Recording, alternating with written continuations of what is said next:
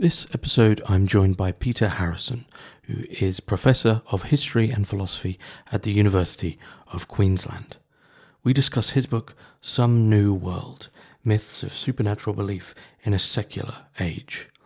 I'd like to say a big thank you to all my paying patrons and subscribers for making all of this work possible. And if you'd like to support the podcast, as it runs off patronage alone, please find links in the description below. Otherwise, please enjoy. So, Peter Harrison, thanks very much for joining me on Hermitix podcast. It's a pleasure, James. We are going to be discussing your book, Some New World, Myths of Supernatural Belief in a Secular Age, which was published this year, 2024, by Cambridge University Press, who were kind enough to send me a review copy, so a big thank you to them. This is a book about... in a way, it's a book about the genesis of myths, of the meaning behind certain signifiers we utilize commonly within the common signifier that is the modern secular world, which we commonly hear as a way to sort of reason and explain certain things. But your book delves into, well, what is the origin, what is the genesis, what really is, let's say, the truth behind the way in which we use these huge terms such as religion, science, myth, progress, and really the birth of this very, I'll repeat myself because it is so common, this notion of we all live definitely in secular modernity and we all know exactly what that is and we're all very comfortable with explaining it. Whereas your book delves into the roots of all of this as a very long intellectual history. But before we jump into the book itself, and I hope I've done it somewhat a little bit of justice there, please tell us a little bit about yourself, what it is you do, and the genesis of this book, which is itself about the genesis of modernity in a way. Sure. Well, James, I guess my work is essentially historical with a philosophical flavour. So I think of myself as a historian and a philosopher to some extent. And I taught philosophy for quite a number of years at university, and then I had a position at Oxford in science and religion. And then for about the past 10 years, I've been back in Australia, heading up a humanities research institute, and recently retired from full-time work, although I now have a professorial research fellowship with University of Notre, Australia. And look, my intellectual interests have really been around the history of particular concepts and ideas and the way in which they shape how we view the world, in essence. And you mentioned a few of the big ones, science, religion, the supernatural, and progress. And what I hope my work shows is that these ideas have their own history, and they take a quite specific trajectory in the West. And we're largely unaware of this, and we take these terms as being fairly innocent, but in fact they really colour the way in which we perceive the phenomena that they purport to describe. So this book, the book before this one, the main book, looked at the two categories, science and religion, and argued that once we understand their history and for example, science as we understand it really only comes into existence in the 19th century as a way of understanding these particular activities, and religion a little bit earlier in the 17th century. The present book looks mostly at the categories of the supernatural and faith and belief, and it also attempts to trace their histories. It's had a kind of twofold origin. I was very fortunate to get a very large research project here in Australia. They're called Laureate Fellowships. And that was on science and secularization. And that really provided me the time to delve into this question of secularization, which is a kind of long-standing issue as you've indicated, in the West, and attempt to come at a different angle. And the other impetus for the book was an invitation to do the Bampton Lectures in Oxford in 2019, and that helped me focus this broad topic of secularization around these two themes: our concepts of the supernatural and our concept of belief. And combined with that, I think, a particular view of history that leads us to think that these categories actually are valid ones. And in a way, what I hope is the kind of the subtle historical work of the book is to undermine our confidence in the validity of these two modern categories and the way we tend to think about them. Mm. Jumping right in at the deep end, I guess, and ignoring the question, the ordering of the questions I sent you, so I apologize for that. But in the sense that you're trying to undermine, as you say, undermine the confidence of these categories or their potential as categories, do you think what you're trying to undermine at an even more foundational level of that is that these categories often very quickly fall into a very comfortable binary, supernatural, natural? If it isn't belief, it's evidence or knowledge. If it isn't religion, it's science. And so we have this very clear-cut, black and white binary, which is actually a foundation that itself is false. But once you get out of binary thinking, things get annoyingly complex. I think that's a good way of that's a good way of describing it. And I think the supernaturalism polarization is one example. And that I think is a false dichotomy. And the other one is the, faith as a kind of deficient form of knowledge, and that it's necessarily opposed to reason. And I think the way the historical analysis works is that it shows that these particular polarizations have a history of their own, and that they're very distinctive of the modern West. We don't encounter them in other cultures. We don't encounter them in the pre-modern West. And so history just has a way of showing how idiosyncratic, in a sense, these categories that we assume are universal, the historical work shows that they're really quite idiosyncratic.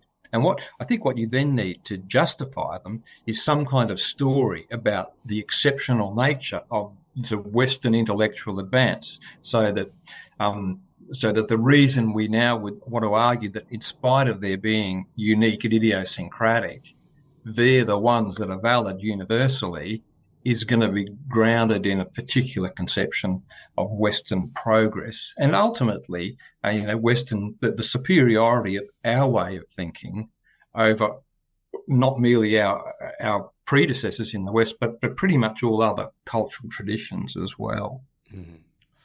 And speaking of, as you named it there, a story. Speaking of stories, one of the ways this story is formed that you point out in your book, and I listened to a couple of your lectures just last night, and I noticed in one of them you utilize that chart that you see floating around, which is a history of intellectual thought, and then there's this sort of comical, gigantic dip of the Dark Ages, right?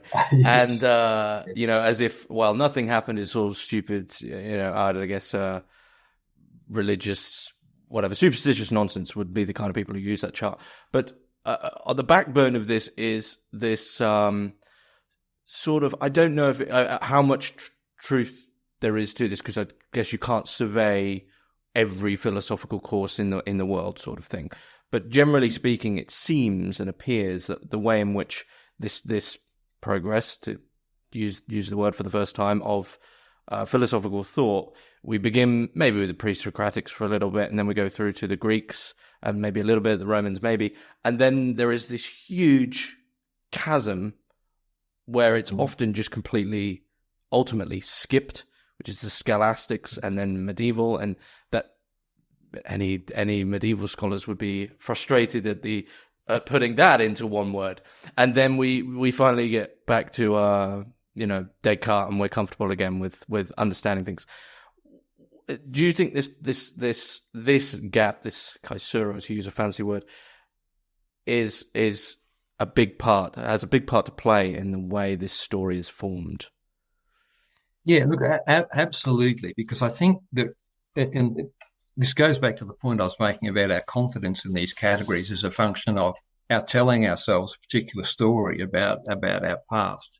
And a key part of that story is this, what you've outlined there, which is this kind of gap theory where, you have the pre-Socratics who were the first people on this account, this, what I would argue is essentially a mythical account, that they liberate us from the superstition of the kind of Homeric gods.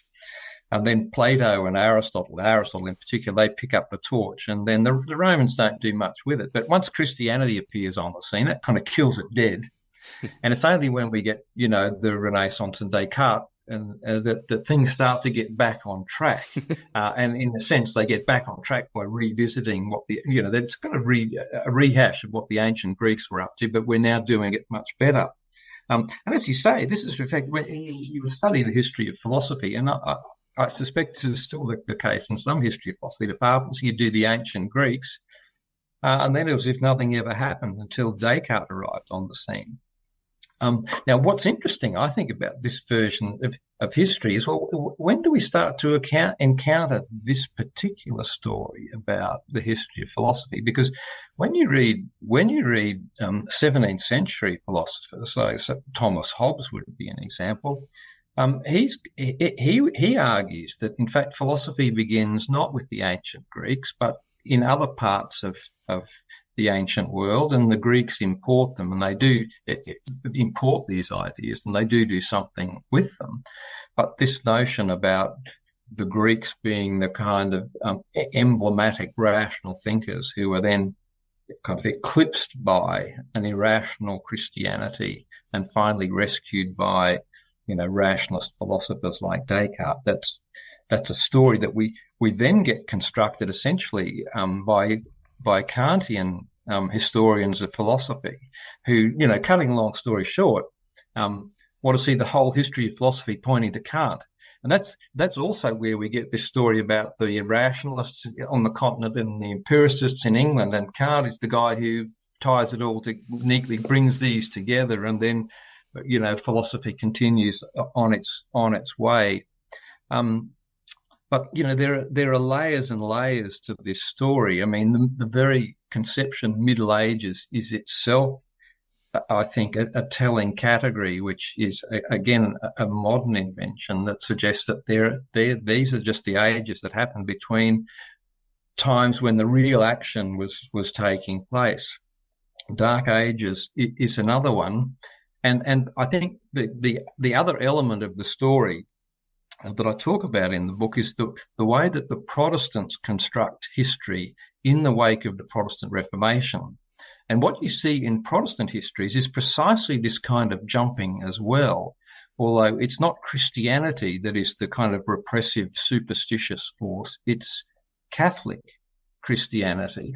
And so the Protestants will generate a history that also has this leap from a pristine, pure early Christianity. It's then corrupted by Catholicism. And so the Middle Ages are these terrible periods of, arid scholasticism on the one hand and religious superstition on the other.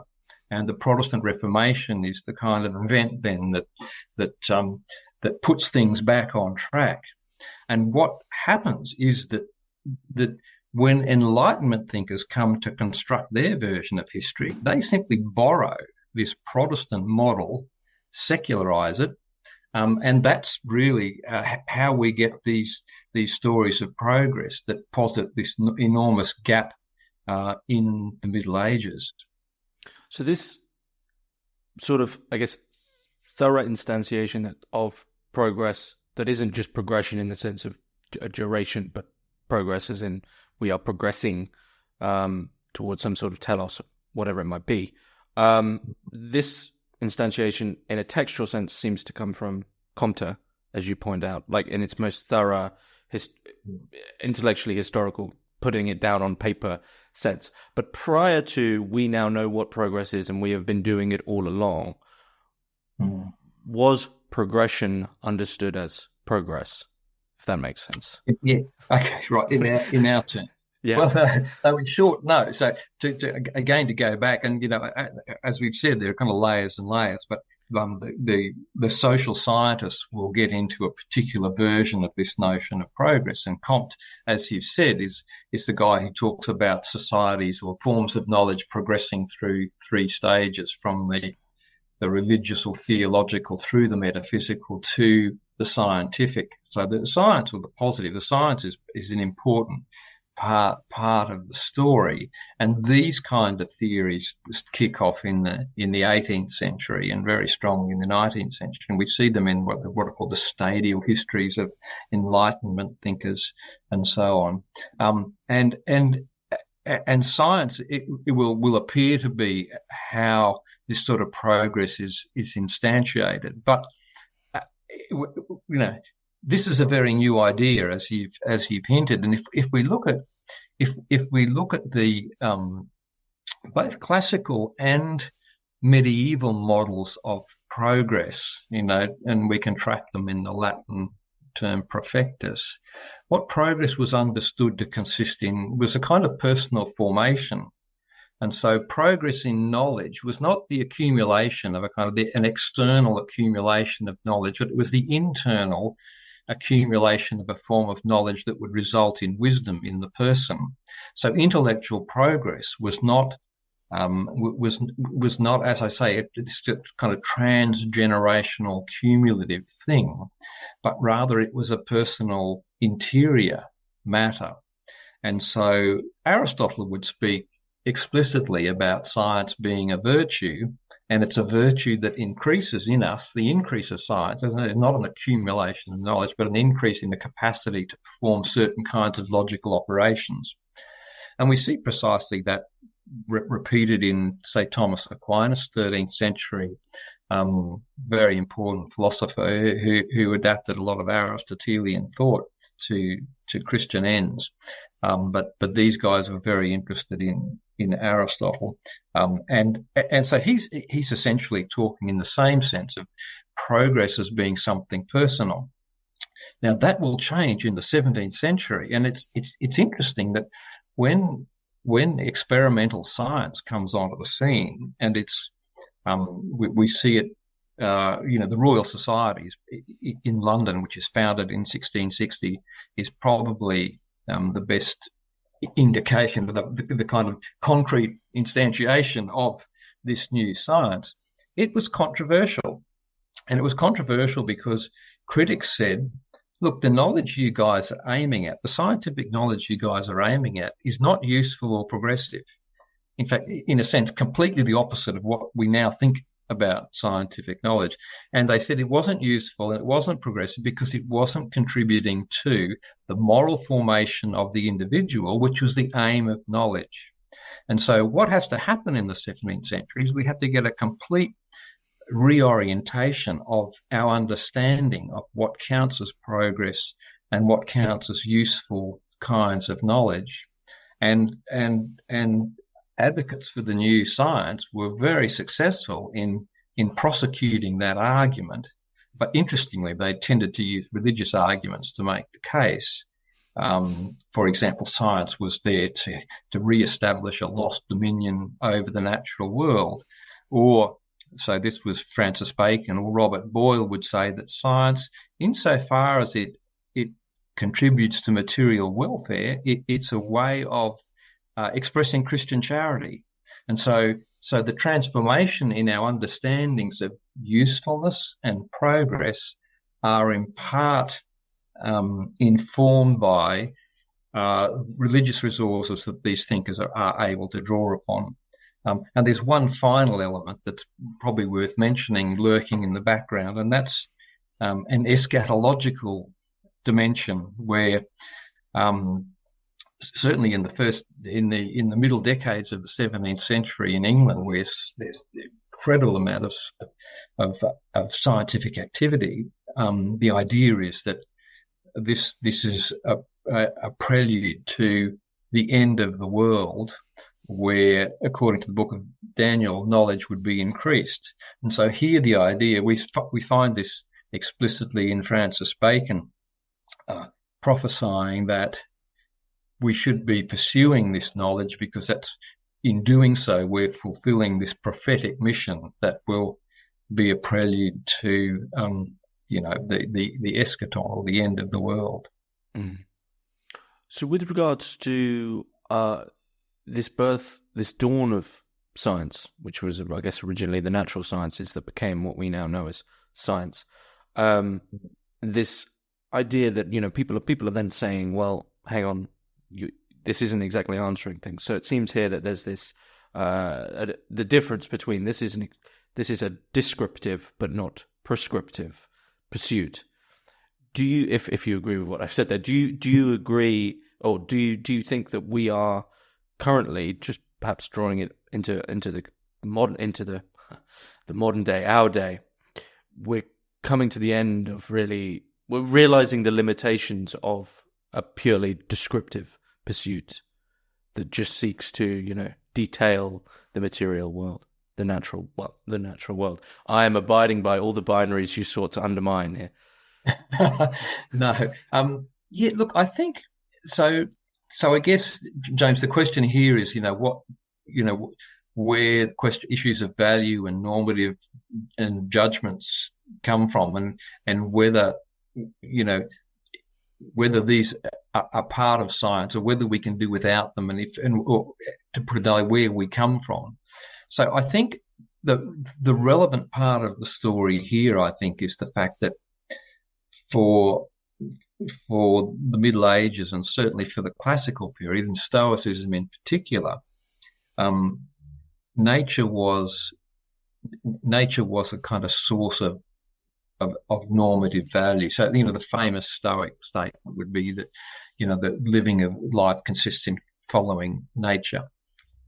And I think that, and so the Christian natural law traditions picked up on this as well, that there were there were values embedded in the natural world. And so part of the justification for familiarity and engagement with the natural world was that we learn moral lessons from nature, and that indeed nature was emblematic of theological truths as well. So we could see emblems of the Trinity and the Incarnation and so on. And that was one of the motivations for studying the natural world. And again, this goes back to the question of the moral formation of the individual being part of the justification for the pursuit of knowledge. Now, what happens in what's characteristic of modernity, 17th century onwards, is that we get a fact-value distinction emerging. And, the classic exposition of this is that, you can't get you can't get notions of value from matters of fact. And what this means is that, of course, that science then is a purely instrumental activity, putatively concerned with just the facts, and the moral realm is a whole other thing. So you've got this polarization or bifurcation where nature is separated from questions of value. And so arguably then this gives you a predicament where you've got a kind of normative, modernity is characterized by a kind of normative deficit that I think for a long time, what's happened in the West is that the original impetus of the Judeo-Christian Greek moral traditions have just persisted in terms of the content of our normative values, and we've just kind of coasted along on that. But Nietzsche was the guy who pointed out, well, hang on, guys, you can't keep asserting these values that are equivalent to, Judeo-Christian Greek values and virtues if you don't buy into the underlying justification for them. But I'm not sure that we've learnt Nietzsche's lesson from that. But I think some of the problems that we encounter with this moral deficit are a function of having coasted for a long time on the heritage of the past, where these things were actually grounded in metaphysics or grounded in nature, and now it's obvious that the foundations are no longer there. Mm-hmm. This grounding brings this idea of grounding, and I guess that sort of Nietzschean critique brings me to, sort of the central, some of the more central ideas of your book. So faith, dogma, and atheism, and this notion of evidence. So as we've sort of the same thing, I guess, and Nietzsche would probably pile it all. If you change God is dead to Christendom is dead, then these terms are completely within that realm of the devaluation of all values. So one thing that you thoroughly point out is that prior to this, I guess it's very difficult to put an exact event, but prior to this sort of rationalization of what then becomes the modern world, these terms that we know, we firmly know what these mean today, such as faith. Faith is when you don't have knowledge and you just believe things because you have faith. Atheism is you just do not believe in God. And then, we see this massively in debates with regards to the existence of God, is completely reliant on the actual category itself of what evidence even is. And so we are still hanging on to, in the same way that we're, as you've said, hanging on to the dying coattails of a Judeo-Christian morals. We also seem, and I think your book points out, that the time maybe has come that these other categories that are bolstering and holding up, just about what is holding our modern secular, in quotation marks, world together, these are also, to be a bit romantic, our dying gods. Yeah. So, and look, I think probably the key one there, James, is reason, and its opposition to the opposition between faith and reason, which is, can be expressed in a number of different ways. I think that's what lies behind Noto's science and religion. So take Jerry Coyne's book, Faith versus Fact. That's a kind of classic exemplification of that particular dichotomy, where faith is regarded as a kind of deficient form of knowledge in the present.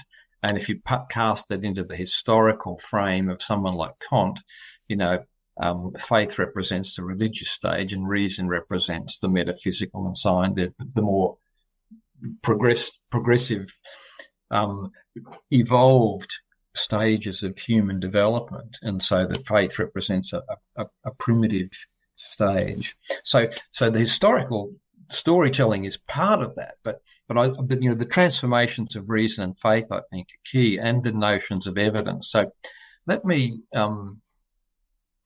start with, I'll talk about faith, belief, and reason, and I'll come back to evidence, because that's a really important part of the story as well. But when faith for New Testament, if you think about faith in the context of the New Testament, there's a new conception is introduced there, but it's essentially centered around notions of trust. So faith has this kind of affective social component. It's not a purely epistemological category, and certainly there's no conception of the faith as a kind of body of knowledge. And we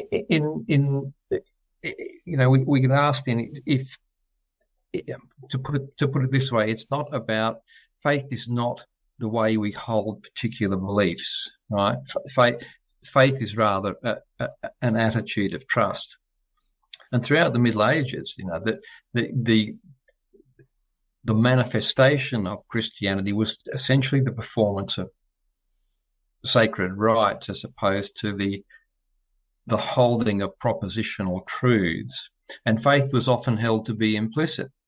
And that's why, for a very influential thinker like Augustine, he could speak about Abraham and the biblical patriarchs as, in a sense, having Christian faith, not because they subscribed to the articles of the creed, but because they had the particular the set of trusting attitudes that characterized a Christ-like faith.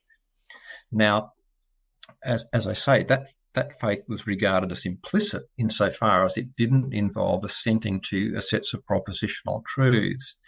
Now, as a consequence of one of the consequences of the Protestant Reformation was a strong critique of this idea of implicit faith and an insistence that Christian believers actually have an explicit knowledge of what it is that they are assenting to. And this makes perfect sense, I think, from a modern perspective, that, if you're going to agree to something, you've got to know what it is that you're agreeing to, so it makes perfect sense. But it was in a way, and this wasn't the intention of the Protestant reforms, but it eroded the conception of faith as trust, and the idea that to some extent you need to commit and enter into a kind of relationship and into a social condition that makes possible certain forms of knowledge. Now, I'll give you one example. I mean, Pascal, famously has this argument called the wager, which is mistakenly often assumed to be some kind of probabilistic calculus that suggests it's prudent to believe in God. But when you read what Pascal says, he actually says something like this: if you do not believe, what you need to do is to say the masses, to engage in prayer, to act as if you believe, and belief will come as a consequence. And so again, he's going back to this old idea that it's being part of a tradition that makes belief possible. And this is, we see this both in Augustine's conception of unless you believe, you will not understand, that belief comes before understanding, not the other way around. And then Anselm, who famously talked about faith seeking understanding, so that you need this particular condition before you arrive at understanding. And of course, the modern idea from the 17th century on is very much the other way around, that unless you understand what's going on, you're not going to be in a position to commit to it. So there's a kind of interesting story about faith and belief. And going right back to what you said at the outset, the idea of religion is also part of this, because religion arrives as a strong new conception in the 17th century, and religions are typically now understood in terms of beliefs and practices, but the beliefs are now understood as propositions rather than a kind of effective attitude. Now, I can say something about evidence too, if you like. Sure, absolutely, yeah. Seems like the right time. So, because I guess these things, faith is kind of often regarded as holding something either in the absence of evidence or sometimes contrary to the evidence. And this is where I think the arguments for the existence of God are kind of an interesting test case. So if on my analysis that the rationalization of belief is modern, we need to ask what was going on with Aquinas, for example, Aquinas's so-called proofs for the existence of God. We call them that, proofs for the existence of God, and we see these elsewhere as well. So I think the point here is that the truth of the Christian tradition is not thought for these thinkers to rely on the rational evidence in support of it. So if we take Aquinas as an example, and the famous 5 ways, these Aristotelian proofs for God's existence, which occur in the first book of the Summa Theologiae, if you look at the order in which he's going there, what Aquinas says is that, when we read Romans 1:20, what we see there is that the Bible says that there's evidence for God's existence in the natural world. So Aquinas is precisely proceeding along these lines. On the basis of faith and this revealed tradition, we know that there are arguments for the existence of God.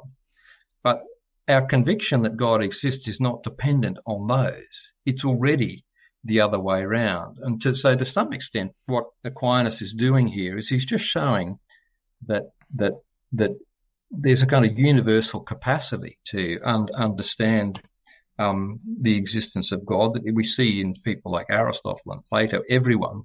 And it's interesting that Aquinas concludes each of his proofs with, and this everyone holds to be God. So we already know that God exists. Part of what's going on in these arguments is that we're establishing something about the nature of God. Part of it is also an intellectual exercise, which is, again, going back to this notion of personal formation. But these arguments then will take on a very different complexion in the modern period. And part of what's happening there is a change in the conception of reason itself. And that is that reason is, instead of being a kind of participation of the human in an aspect of the divine knowledge, reason becomes a kind of natural, instrumental, calculative capacity. And you see that transition going on very clearly in the 17th century. So someone like Thomas Hobbes will talk about reason as really just a kind of form of calculation. And so the status of evidence is a function of changing notions of faith, changing understandings of rational proofs, and crucially, I think, changing understandings of reason itself, such that reason ceases to be this very broad godlike capacity and becomes this purely instrumental calculating function. So as you said there, to sort of possibly sum up that point, as you said with Augustine, we have this notion of you have faith, then your understanding will come. It's not the other way around. And this sort of carries through. And then at a certain point, there is I guess it's not, immediate or clear cut, but throughout history, there is a slow reversal of dependence in which all of a sudden maybe you have to understand first, and then faith will come. And I guess that I'm not sure what the year would be for the Catholic Church where fideism would be declared heresy, but that seems to be sort of a sign of we can't do the just faith alone. And from that, it seems that there is a progress there, but the progress is that as reasoned dogma enters further and further into the Christian tradition, speaking solely of the Christian tradition, ironically, the Christian tradition destroys that which would uphold its values. Yeah, so there's an irony here, and I think it's very clear that for those who promoted instrumental reason, they never thought that reason would ever be opposed to the holding of religious truths. So Descartes, for example, who's kind of regarded as a quintessential rationalist, he's clearly a committed Christian believer and sincerely thought that his proofs for God's existence were pretty good. So none of these people ever thought that advocating an instrumental reason and the idea that you have arguments for God, none of them ever thought that reason could undermine Christianity or religious belief more generally. And I don't want to, I don't want to cast aspersions on the so-called proofs for God's existence. I mean, many religious thinkers have had little time for them. Let's be clear about that. Pascal famously, Kierkegaard, just thought they were a complete waste of time and counterproductive. And there's something to that. If faith depends on the deliverances of instrumental reason, but it's different to say it doesn't. You can still argue that what the proofs show is that it's not irrational to have religious beliefs, but that's different from saying that these things become foundational. And certainly in the history of Christianity, the proofs had never been foundational in the sense of when we establish these basic truths and then we have revealed truths that sit on top. You sometimes hear that story told about Aquinas, but that's really not what's going on there at all. So the proofs were never really foundational in that sense. That's interesting, actually. Kevin Hart, who has appeared on the podcast a few times now, he quipped one time that it isn't the case that when Christians, the kind of I guess the denominational Christians that go door to door to try to convert people. They don't knock on your door and say, "Have you heard Anselm's argument for the right?" They approach with faith, and so it seems that these faith still holds a place, but this reason has become the institutional foundation where we go, okay, you can have faith. Oh, you need us to justify it via what really is the scientific mindset. So they both still exist, but it's almost it's at the beckon. Faith is at the beck and call of, okay, you have faith. Oh, by the way, we can sort this all out for you in reasoned modern terms, if you like. Yes, no, I think that's right, and it was a subtle process, but in a sense, I think it was to go back to your point about, to some extent, Christianity set up the conditions for its own demise, insofar as people placed their confidence in reason's capacity to demonstrate God's existence and so on. They made hostages to fortune, and it was, that's why you get these snide comments about, for example, about the Boyle lectures, where Robert Boyle, the famous 17th century natural philosopher or scientist who founded these famous lectures in his will that were to provide rational support for the Christian tradition. And one deist thinker cynically remarked that, no one thought to question the existence of God until the Boyle lecturers set out to prove it. But the point there was, I think, that in elevating the status of rational proofs for God's existence, it turned Christianity into something that it hadn't been before, and to some extent, it rendered it susceptible to a line of critique to which it hadn't been subjected before. Just to stay on this notion of Christianity's demise, actually, because earlier you mentioned about how so much of philosophy sort of starts with Kant now, and then once this notion of progress is accepted, that idea of standing on the shoulders of giants isn't necessarily one of respect and building up, but still including. It's one of, we're standing on your shoulders. You're done. We're the new guys. We're therefore better. We're progressing. So all of a sudden, previous history doesn't become something that could be intermingled or more sort of networked or rhizomatic. It's a linear history that's sort of dying out, and we've gone beyond. But this seems, in relation to Christianity's demise, that in the sense that Christianity has then drawn reason into it, which is,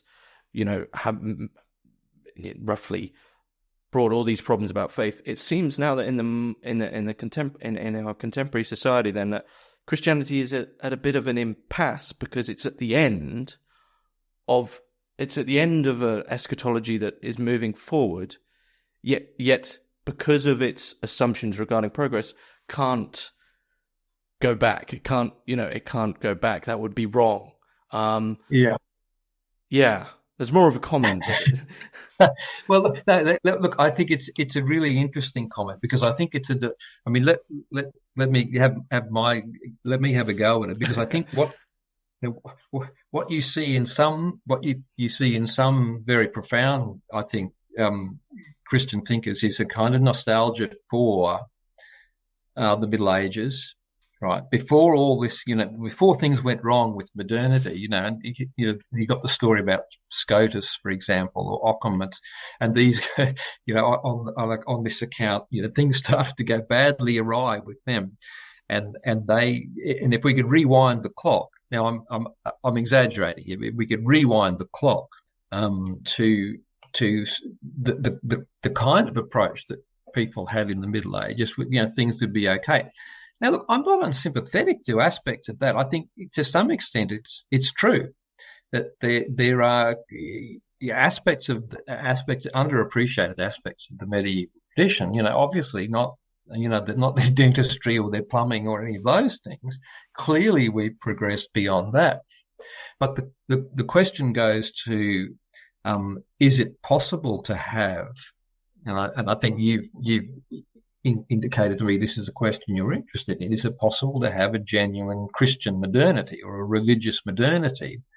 Or does modernity somehow incompatible with religious conviction or Christian belief? And I think it's a very interesting question, and it seems to be, the stark alternatives are, well, you've got a secular modernity with instrumental reason and its problems, or you've got some sort of medieval approach, but that wasn't a bed of roses either. And look, I think the person who's and as I say, I'm not. Sometimes these stories about the glamorous religious past are called decline stories, and the putative advocates of these stories are often much more subtle than their critics would have us believe. But I think someone like Charles Taylor, we know the classic book, A Secular Age, which I think is a terrific book. He's really attempting to address precisely this question, which is, how is it possible to have a modern religiosity in a secular world without going back to the Middle Ages or even before. So I think it's a live question, but I think it's one to which there are answers. Mm-hmm. So one thing I want to, because we haven't focused on it too much, one thing I want to bring in, as per the title and plays a big role in your book, is the supernatural. So the very concept of the supernatural and the binary of the natural and the supernatural, it's almost as if we can't approach this at all because we're always stuck within this binary we've set for ourselves. So what has happened to this? Because this, I've sort of, this should have come in earlier, so it's my fault. This is it's fine. We had lots of other things to talk about. But look, I think in a way we can say we've talked about the historical development of particular concepts like progress and like belief and like religion, and we can just say ditto for the supernatural. So here's the thing, we now tend to think about religion as involving commitment to belief in the supernatural, or supernatural entities, gods, spirits, non-material realities, right? Things that science can't touch. And over against that, we have naturalism that says we're not buying into any of this stuff about supernatural, forces or realities. But, here's the remarkable thing. When we look back in the Christian tradition, no one's talking about the supernatural until the 13th century. So you've got Christian believers happily going along without any commitment to the kind of thing that we regard as important, which is supernatural. Now, I'm not saying they didn't believe in gods, angels, demons, and so on. Of course they did, but they didn't make this dichotomy between these things as supernatural beings and everything else as being natural. And when you look at other cultural traditions, you don't see anything like this either.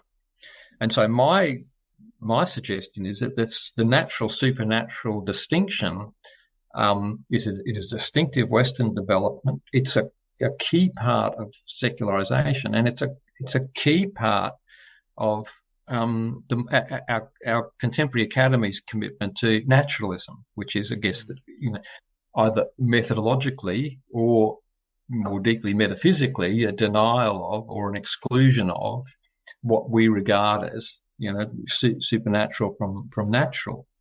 But the history is very clear on this. We don't actually have this concept until, well, my own thinking on this is probably around the 17th century, and it firms up in the 19th century. But if you do the word searches, you don't find the word, you don't find supernaturalis in the Latin corpus until Aquinas. Aquinas is not using it in the way we use it. Aquinas is using it to talk about particular gifts and qualities in the individual. It's not a kind of two-tier metaphysical world that he's arguing for. For Christianity, the big distinction was always the created and the non-created, not the natural and the supernatural.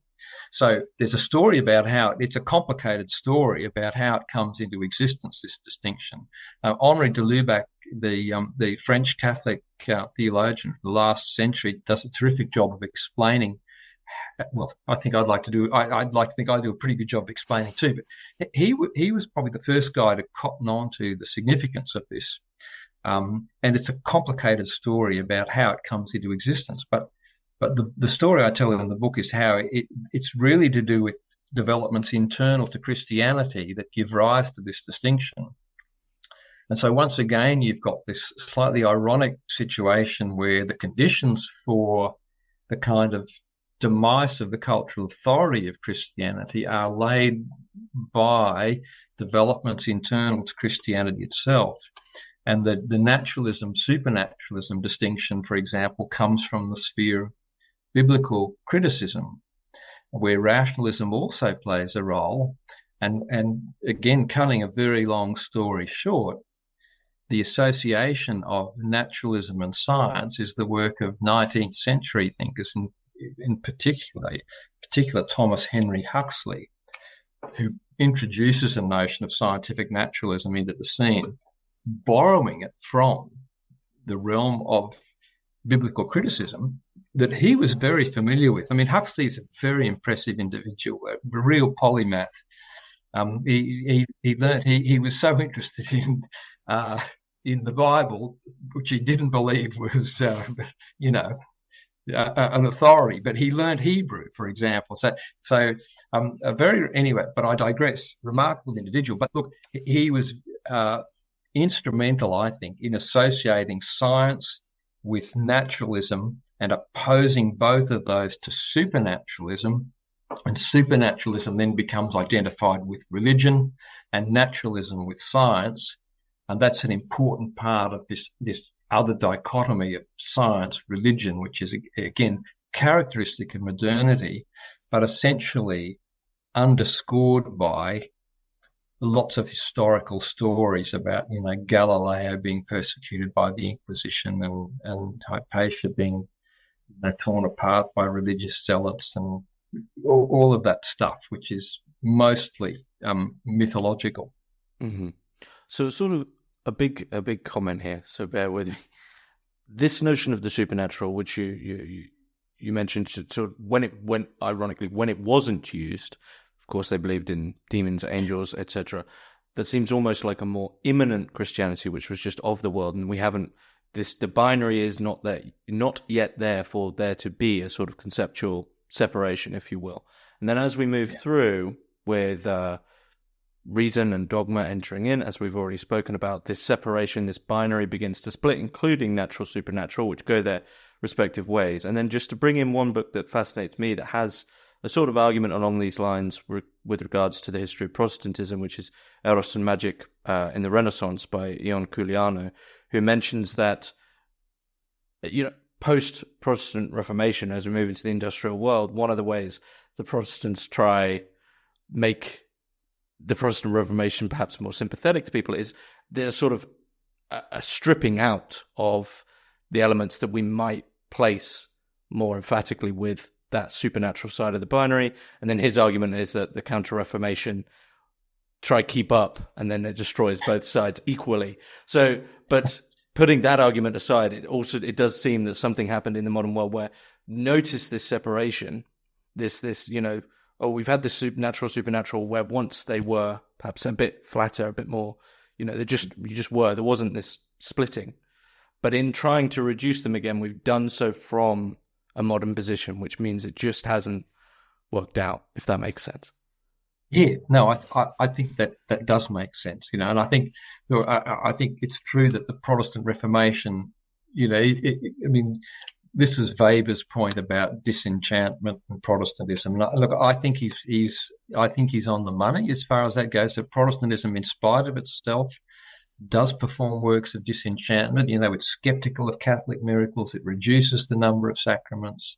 It's a literally secularizing force in the sense that religious properties are secularized and turned into, state institutions and so on. So all of these things, and not unconnected with that. And I come back again here to Charles Taylor's distinction between porous and buffered selves. So part of the kind of polarization of the the discrete realms of the natural and the supernatural are that human beings become buffered, which is to say, no longer are they kind of permeable to these forces, these demonic, angelic, whatever forces, but rather they become, they develop a kind of carapace that protects them against these sorts of incursions. And that then again, I think, polarizes this distinction. And as I said, that's where we get this notion that, that we're natural beings and the supernatural is something that only in exceptional circumstances will impinge upon us. Well, getting nearer to the end here, I guess one thing I want to ask is, with the fact that you have articulated this position in your book, it seems very much with this book, it seems very much so that the progression of history is such that the ideas and the temperament follow one another as it is, and as such, is your book a marker of the demise of progress, of this safety in these categories that we have? What do you see coming, or are you not a prophet? Yes, I said well, I know some historians don't like being asked about the future. Yeah, no, I mean the past is easier than the future, I think. But at least you can't be Elvis, but you're free to let things. Look, so to come back to your question, I do think we're reaching a kind of moment where so one of the things you mentioned is, I think, a recognition of the kind of normative deficit, a recognition that being alienated and estranged from the natural world is not good. That separating ourselves from nature, and that's that creation of a distinct nature is part of this natural supernatural distinction. There are really interesting scientific developments in the biological sciences that suggest something like Aristotelian teleology, which has been heresy for so long.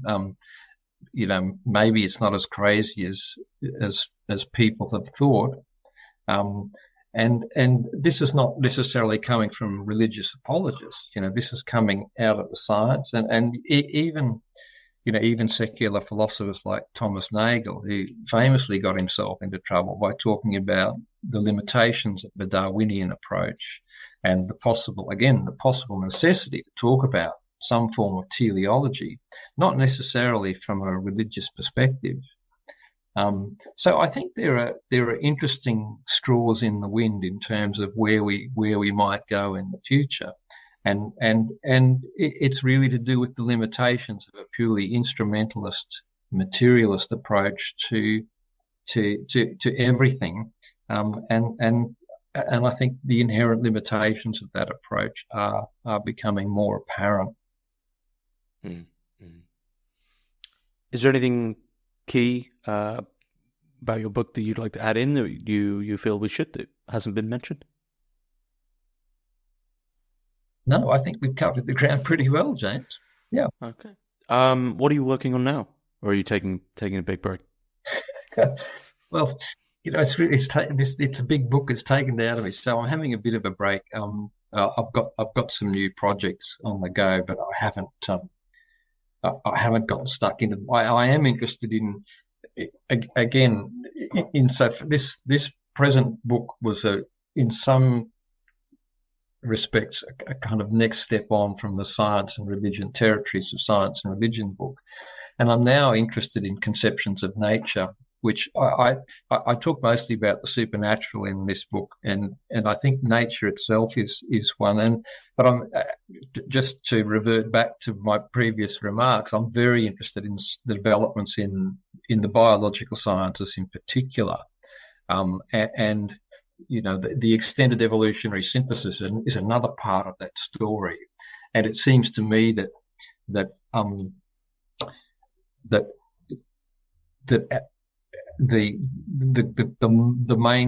mainline trajectory of our conceptions of nature in the modern period is no longer adequate not merely to kind of human needs, but actually to the science itself.